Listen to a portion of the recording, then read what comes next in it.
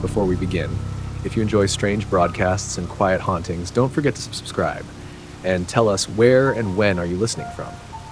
We're always curious who's tuning in and from what year. Good evening, listener. If you're hearing this, it means the air still allows sound to pass through.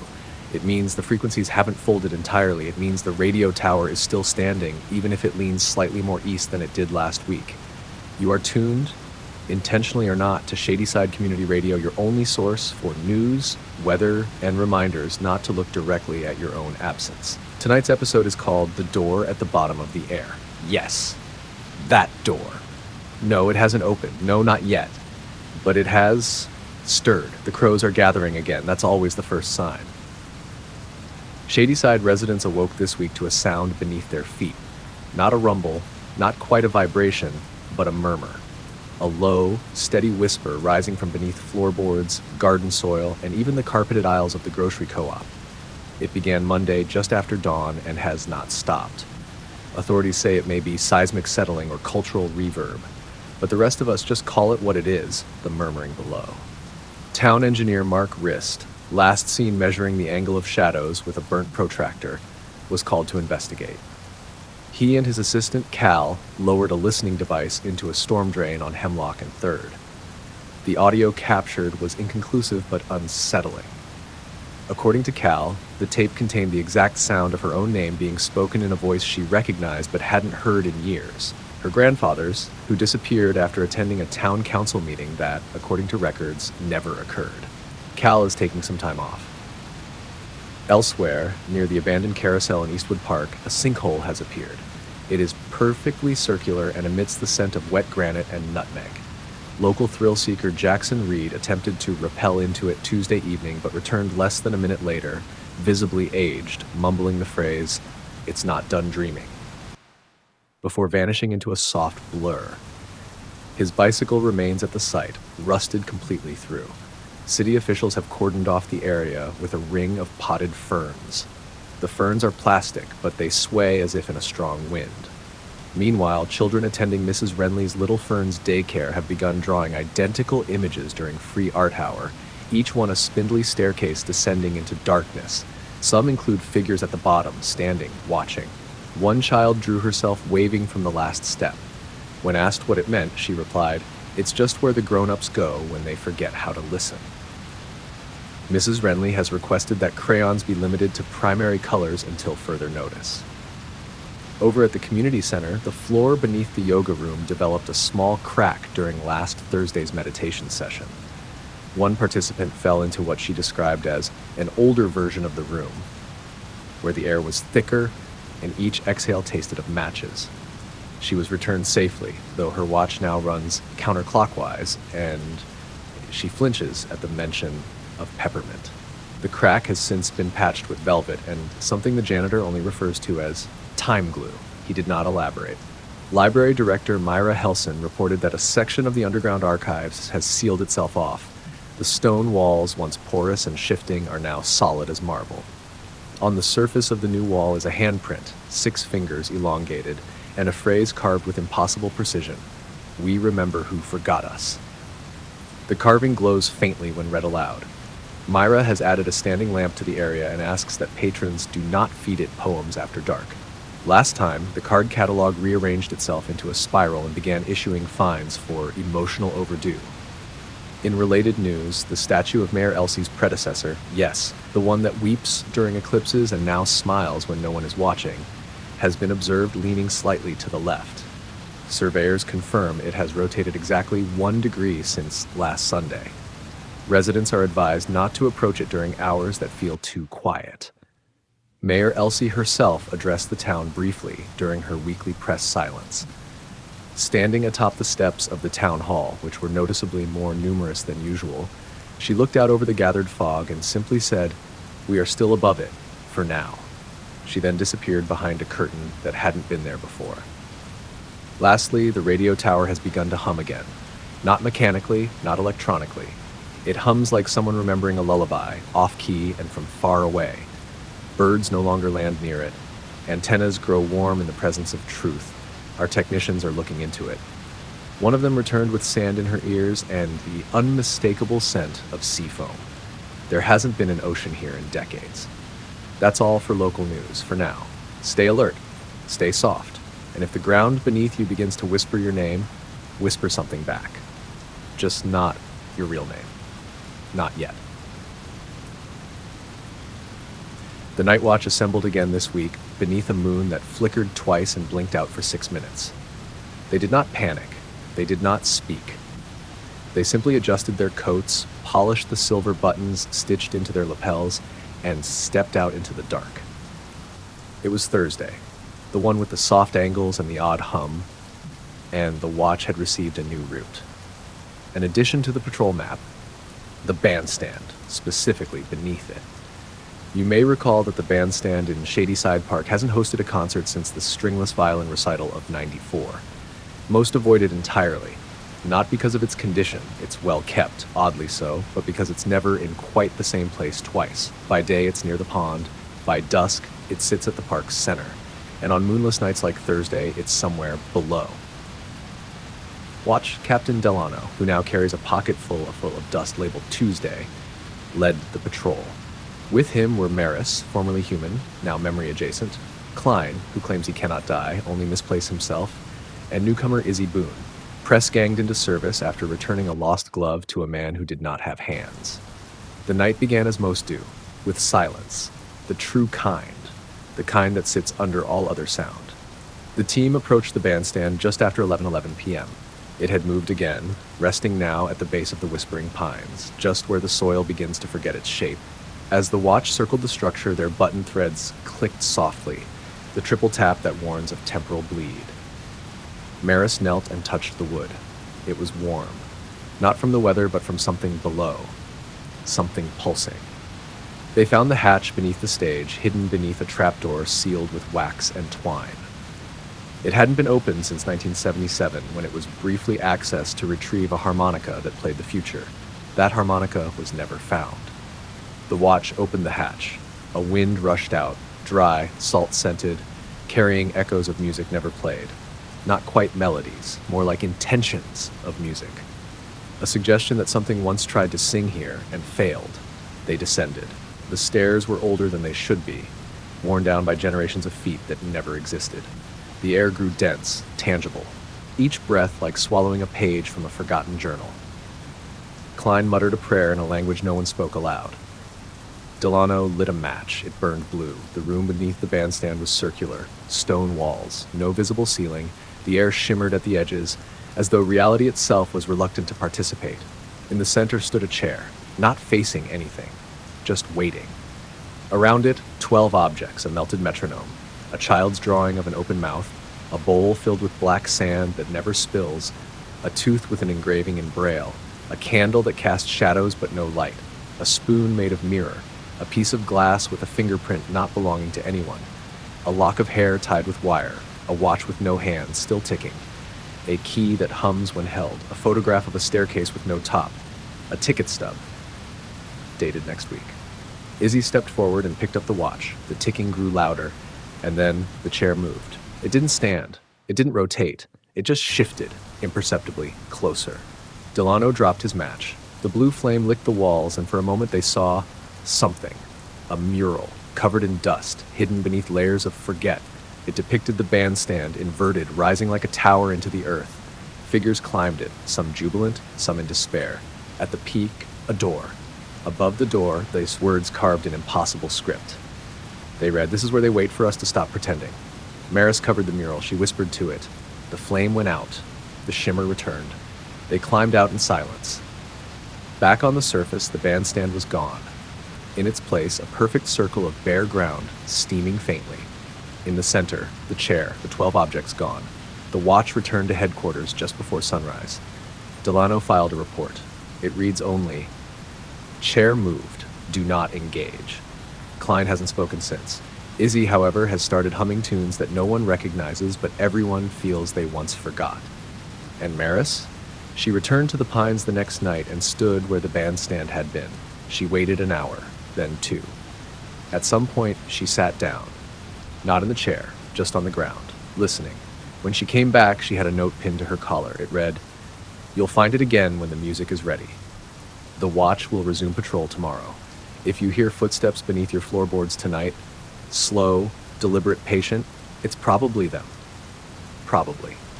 Unless it isn't. Welcome, patient listeners, to another installment of Conspiracy Corner, where we gently unravel the tightly stitched seams of reality and find only stranger thread underneath. This week, we examine a figure who, according to multiple, corroborated, and deeply conflicting eyewitness accounts, has been appearing all over Shady Side. Not in the obvious places like Town Hall or the coffee shop, but in the liminal corners, the sixth step on staircases, between frames of security footage in the shadow your own body casts right before dusk. They call him the man who wasn't there yesterday. He wears a dark suit, though some say it's made of leather, others insist it's cloth, and one report claims it's woven fog. His shoes leave no prints. His face is consistently described as deeply forgettable, but also upsetting to forget. Some believe he has no face at all. Others say he has too many. He never speaks, but people remember what he said. It started officially last Tuesday, though unofficial sightings stretch back decades, possibly even before Shady Side was Shady Side. At 2:03 p.m., 3 workers at the phone company, yes, the phone company still exists, and no, you may not tour it, reported seeing the man standing just outside their break room window. He did not move. He did not blink. He simply observed. One of the employees, Laurel, opened the window to ask if he needed help. I only opened it for a second, she says now, her eyes still slightly fogged. But when I closed it again, he was inside. The man didn't speak. He raised his hand and pointed the vending machine. Then he walked away. When they approached the vending machine, all the items inside had been rearranged into rows of identical gray-wrapped items. The display read, "Return." They didn't buy anything. That was wise. Theories vary. Some say the man is an echo of something that went missing from time, a skipped beat in the town's collective heart. Others claim he's a reverse anchor, a manifestation of unmade decisions. A few older residents refer to him only as regret and will not elaborate. Local conspiracy enthusiast Parnell Frome, of course, has a theory. He always does. According to Parnell, the man is not a man. He's a placeholder. A bookmark left in reality to remind us of a chapter we skipped. You ever have that feeling? Like you've forgotten something critical. Not a name, not a date, but a rule? That's him. He's the rule you broke by accident, the fine print you signed with your life. Parnell also believes the man used to run the bakery, which has been closed since last spring due to an internal flood. The cause of the flood remains sealed. By what? No one knows. Others believe the man appears only to those who are almost ready to remember something dangerous. In the past week, he has reportedly appeared, reflected in the glass of the Museum of Misplaced Objects, though only on Wednesdays. Sitting silently on bus number 3, which hasn't run since the fog took the driver. Standing between rows in the Unclaimed Dreams Depot, reading a dream labeled simply, "Exit Strategy." Holding hands with a statue that had no hands the day before. In all cases, he vanishes the moment you try to document him. Photographs blur, audio becomes static. Hand-drawn sketches crumble like dried leaves the next morning. No surveillance footage has ever captured him, at least not on purpose. But there is one notable exception. Myra Helson, Shady Side's tireless librarian, claims to have found a single surviving photograph, filed under Architectural Oddities in the History section. The photo depicts the town square in 1913.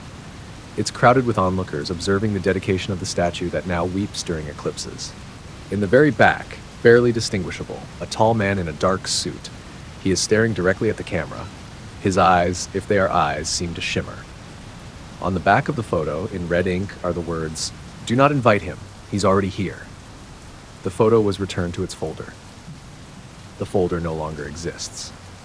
Of course, some dismiss the sightings as mass suggestion, a shared hallucination brought on by stress, atmospheric pressure changes, or the recent shift in the town's heartbeat.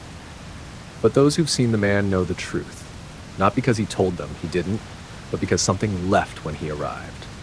A word, a memory, a possibility. One resident, who asked not to be named, claims they had a recurring dream of walking through a hallway made entirely of doors. "He was always just behind me," they whispered, "not chasing, just following." like I was leading him somewhere I'd forgotten about. After their last dream, they woke up with sand in their shoes. They haven't slept since. So what should you do if you see the man? Nothing. Absolutely nothing. Do not speak. Do not move. Do not offer him anything. Not even curiosity. Especially not curiosity. If he looks at you, try not to blink. If he speaks to you, try not to understand. And if he points at something, whatever it is, walk away. That thing is not yours anymore. This has been Conspiracy Corner. Stay skeptical, stay unseen. And if you ever feel like someone was just here, but you can't remember who, don't look behind you. He's not there, yet. This week we introduce a new segment, one whispered about, rarely confirmed, and possibly unauthorized. The Last Safe House. It's not on any map, it's not in the town records. It cannot be requested, summoned, or rented. And yet, nearly everyone in Shady Side has found themselves there once, maybe twice. Always alone. Always during a moment they can't quite place. A skipped heartbeat. A hallway that's longer than it should be. A dream that ends in stillness. The last safe house appears only when needed, and never when wanted. Karamat, age 27, doesn't remember how she got there. One moment, she was walking her dog along Fogger's Hill. Yes, that one, with the bramble that hums. And the next, she was standing in front of a small wooden house she'd never seen before. The shutters were drawn. The porch light was on. The air smelled like warm cedar and something faintly nostalgic, like the inside of an old book left open to the right page. She knocked. The door opened. No one was inside, and yet it felt occupied. Gently, like a room holding its breath, waiting for the next sentence. There were chairs that weren't dusty, a fireplace that glowed without flame, and a coat rack with something already hanging on it. Her scarf. The one she lost in 8th grade. The clock above the hearth didn't tick. It pulsed. She sat, and then she woke up back on the hill, her dog licking her cheek, the taste of cedar on her tongue. No house in sight. She never told anyone, until now. The last safe house, as it's come to be known, is said to appear to residents at the precise moment they are about to be unmade. Not killed, not erased, not harmed in any conventional sense. Unmade, as in rewritten. As in interrupted mid-thought and folded back into the fog. The house prevents this, or delays it. Inside, time slows. Sometimes it inverts. Guests have reported hearing songs from their own childhood that were never recorded. One man claims the house showed him his wife's smile the way it looked before grief changed it. Another, a child, said she heard her name spoken correctly for the first time ever. A third, name redacted by request, said they opened a kitchen drawer and found a slip of paper with a single sentence on it. You matter in ways no one else can survive. They won't tell us what that means. They just weep when asked. But the house isn't entirely safe. Not anymore. Over the past few years, the visits have changed. Reports mention shadows inside the house now, long and slow-moving like regrets given form. The pulsing clock ticks once, then falls silent. And sometimes the guests return carrying fragments. One woman returned with an unfamiliar scar. A child came back with an extra freckle in the shape of a keyhole. One man, a mail carrier who entered the safe house on accident, returned mute. But when he placed his hand on his heart, the entire room filled with static and warmth. His wife swears she heard him say, "I forgive you," without moving his lips. It's getting stranger, or closer, or more curious. Some believe the house is growing tired, others say it's feeding on what it protects. Still others say it was never a house at all, just a shell, a holding cell. A softened place for truths too sharp to hold elsewhere. The fog seems to know about it. This is notable. There's footage, grainy and unreliable, of the fog circling an empty field for 13 minutes, never entering. When the area was investigated, it appeared normal. Grass, soil, a few birds, but all compasses spun in slow loops, and the air smelled faintly of cedar. A note was found there, pinned under a rock that hadn't existed moments before. It read, "Not yet." The handwriting matches no one on file. The paper was older than the town. So what do we do with the knowledge of the last safe house? Nothing. That's the point. You don't find it. It finds you. When the world thins, when your reflection looks behind you, when your name feels heavier than usual, it might appear. If it does, go in. Sit. Listen. You may not remember everything it shows you, but you will feel less breakable afterward. That matters. This has been The Last Safe House. We'll bring more stories if it lets us, or if you come back, whichever happens first. I'd like to tell you a story. It's not a loud story. It won't raise its voice or knock anything over. It doesn't want your attention. It just hopes to be remembered, the way you remember an old tune or a hallway from your childhood home, the way something waits gently just outside the edge of your knowing. This one is about a man named Howard Litch. He walked backwards, not metaphorically, not emotionally, literally. From the moment he stepped foot into Shady Side, on a morning the sky tasted like cardamom and hesitation, Howard walked backwards, heel to toe, carefully, deliberately, as though the world behind him was the only one he trusted. No one knows where he came from. His identification papers were printed in a language no one recognized, though the clerk who first saw them reported a sudden nosebleed and a feeling like remembering someone else's nightmare. Howard wore a green coat and a brown hat, both slightly out of time. He didn't speak much, but when he did, he always smiled, like he was apologizing for knowing something you weren't ready to hear. He took a room at the Dockside Inn. The inn has no docks, and no one remembers it having more than 2 floors, but Howard's room was on the 3rd. Every morning, just before sunrise, he would step out of the inn's front door, backwards, of course, and begin his slow journey through the town. Step by careful step, he walked the streets of Shady Side in reverse. He passed by windows he'd never seen and alleyways that refused to be photographed. He nodded at people before they noticed him. Over time, the town adjusted. Children would greet him from behind. Dogs would bark, not in fear, but in recognition. The postmaster developed a special route just for his return trip, but no one ever saw where he started. And no one ever saw where he went when the sun finally touched the hills. One day, a young woman named Sonia decided to follow him. She was a curious sort. Worked at the tea shop that only sells tea made from leaves that don't grow anymore. She had watched Howard for weeks, wondering where he went, what he knew, why his footsteps seemed to echo twice, once forward, once after. So just before sunrise, she waited outside the inn. When the door opened and Howard stepped out backwards, she began walking too, just far enough behind that he wouldn't notice. Or maybe he did.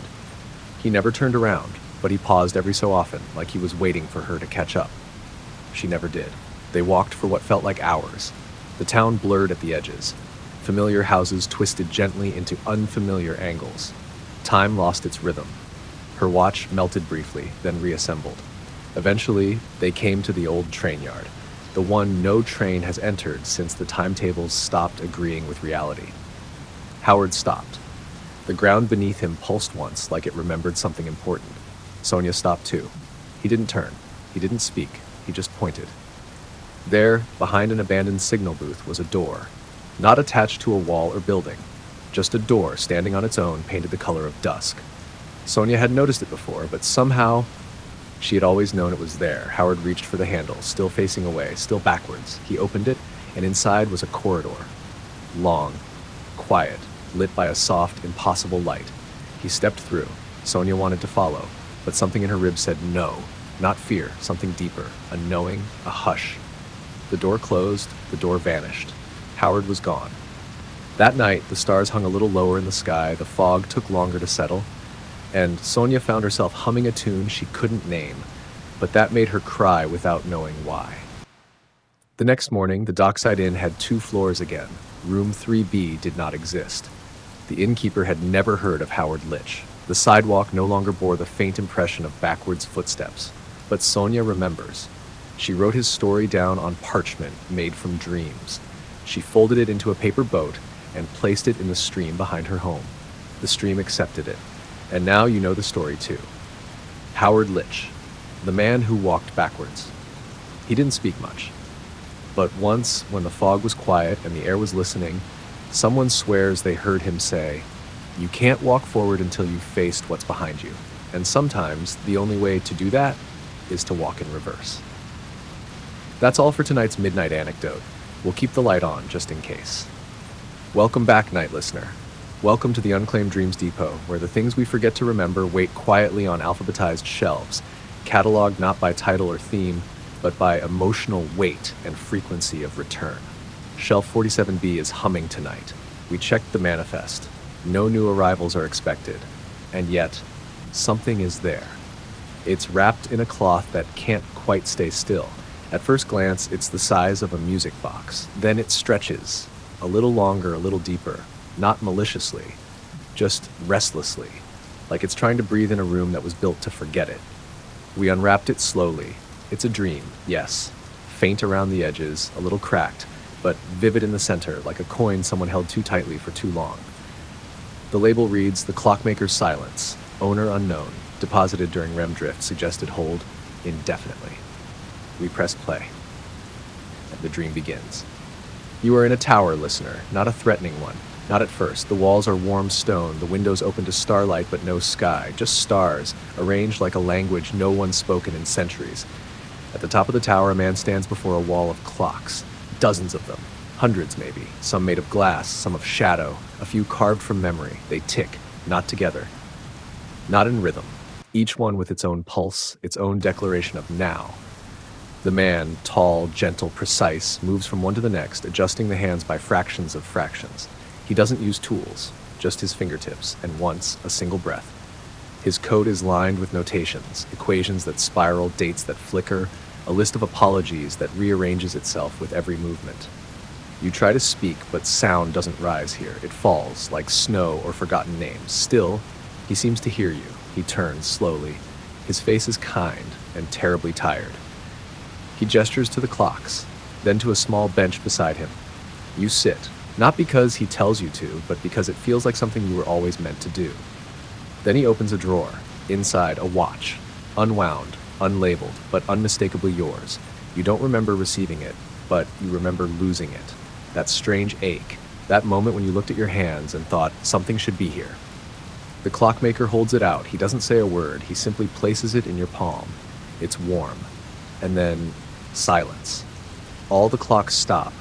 Not in horror, not in malfunction, just in recognition. The dream pauses there, like it's waiting, like it wants to know if you'll accept the silence. You don't answer. You're still dreaming. Back in the depot, the cloth begins to shrink. It pulls inward, folding the dream back into itself. The label fades from black to gray. We place it carefully back on shelf 47B, right between the dream where the trees remembered you and the mirror that refused to reflect. These are not dangerous dreams, but they are deep ones, and someone, somewhere, will return for them. Maybe not tonight, maybe not in sleep, but eventually. Because no dream is ever truly lost, only delayed, only patient. If you wake with the scent of ticking on your skin, if your watch stops at a meaningful hour, if silence feels heavier than it should, it might be time to visit the depot. Bring nothing. Leave quietly. We're always open, even when we aren't. Attention residents of Shady Side. As evening settles across our curving hills and humming cul-de-sacs, the Department of Nocturnal Integrity would like to issue the following official nightfall warnings for this cycle of dusk. Please take them seriously. As always, these warnings are not mandatory, but neither is gravity. And you see how that's worked out. 1. Do not answer your door tonight. Even if someone knocks, even if they knock in the pattern you know best. 2 short, 1 long, like your brother used to when you were kids. Even if you hear a voice that says your name in just the way you needed to hear it. Even if it says it's you. Doors are a contract. They open both ways. If you must open your door, first place a bowl of milk just outside the threshold. If the milk curdles, close the door. If the milk sings, run. 2. Light will behave strangely after 9:07 p.m. Lamps may bend their glow around objects you haven't noticed. Streetlights will flicker Morse code. Do not attempt to translate it, especially if it spells your name. Any flashlight that emits a second beam, one that you can't see but that your shadow reacts to, must be buried before dawn in the soil behind your oldest regret. And remember, if the light coming from beneath your door feels warm, but you didn't leave a light on, it isn't light, it's interest. 3. The fog will not arrive from the east tonight. It will arrive from below. You may feel it first through your socks or see it pooling gently out of heating vents. Do not attempt to vacuum it. The last person who tried that is currently missing from every group photo they were ever in. Their laughter, however, can still be heard when the TV is on but tuned to no channel. The fog tonight is interrogative in nature. It wants answers. Do not give them. If it speaks to you, and it might, respond only in rhyme, preferably nonsense. It finds sincerity unsettling and will retreat when confronted with silliness. If you cannot rhyme, simply hum the town anthem. If you do not know the anthem, check under your pillow. It's been there the whole time. 4. The whistling will begin at 11:11 p.m. You will hear it from the tree line, then closer. Then inside the house. It is not trying to lure you. It is mapping your outline. The sound will echo strangely, sometimes doubling back on itself, other times sounding like it's coming from within your chest. Do not attempt to locate the source. Some residents report the whistling harmonizes with the sound of their own thoughts. This is not a concern unless the harmony becomes dissonant.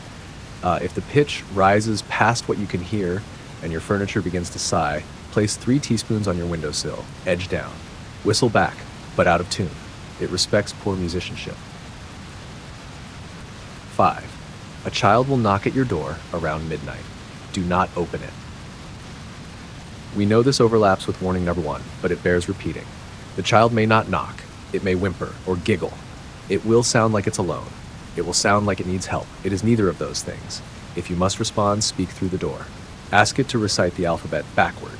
If it uses symbols instead of letters, it is not a child. If it recites the alphabet forward but ends on the letter us, leave your home for the remainder of the night. Do not take your reflection with you. Your dreams are under surveillance. This began last Thursday. It was not announced at the time. You may notice a gentle static overlay on certain dreams, particularly those involving childhood homes, distant oceans, or elevators that move sideways. If you dream of a hallway with too many doors, do not open the one that smells like cloves. That is not your door. That door belongs to something else. And if you wake up with a phrase in your mouth that you don't remember learning, write it down, quickly. Then hide it somewhere dark and cool, preferably in a drawer no one uses anymore. Do not read it aloud, unless you are completely alone, and even then, only on purpose. 7. The shadows in your home may begin acting independently after 12:45 a.m. This is normal. Shady Side's proximity to the unmapped places means that negative space occasionally develops its own preferences. Most shadows are harmless. They simply wish to stretch. However, if you notice your shadow waving before you do, or lagging behind your movements, do not engage. Draw a chalk circle around yourself. Place a button or lock of hair in the center. Sit very still. Wait. If the shadow apologizes, forgive it. If it laughs, turn on every light, even the ones that shouldn't work anymore, especially those. 8. Between 3 and 3:17 a.m., no one should attempt to remember anything. We repeat, no active remembering. This window is known as the memory reversal interval, and it overlaps with the soft edge of time. During this period, your thoughts are not owned exclusively by you. They drift, they bargain. You may find yourself remembering a moment that hasn't happened yet, or worse, one that never could have. Memories retrieved during this time may bring something back with them. If you must reflect, do it with your eyes closed and your hands submerged in water. Clean water, not tap. Tap water echoes. 9. If you hear the town anthem being played on an instrument you don't recognize, do not investigate. Not even if it's beautiful, especially if it's beautiful. Beauty is the most effective bait. One listener followed the sound and ended up in the back pew of a church that does not exist. They swear they heard their own voice preaching in a language they knew only in dream. They haven't been able to speak since. Not from trauma, from choice. They said via handwritten note, the silence is clearer. Shh. 10. Finally, the sky may forget how to end. It happens once or twice a year. Tonight is likely. If you step outside and the stars seem closer than usual, if the moon is inside out again, if the clouds don't move unless you watch them, return indoors immediately. Turn off all reflective surfaces. Speak your name aloud, firmly, 3 times. If something else speaks it too, ignore that. Sleep with your feet pointing east. Leave a light on. Not for you, for it. It's easier that way. These have been your nightfall warnings. We offer them not to frighten you, but to calm you. There is safety in preparation. There is comfort in knowing someone is watching the dark so you don't have to. And if the dark watches back, wave. Just once, politely. Then close your curtains and breathe. We'll be here in the morning, probably. And so, dear listener, we come to the soft edge of tonight. If your thoughts feel heavier than usual, let them rest here with us, folded gently between static and sleep.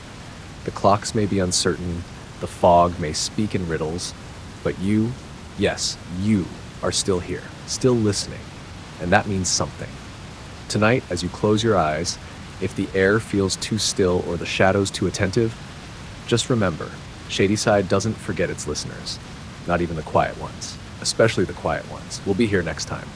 Same signal, same strangeness, same voice drifting gently from the places between. Good night from Shady Side, sleep well, and if you wake before the morning, don't open the door unless the knock comes in threes, and even then, wait a breath longer, just to be sure.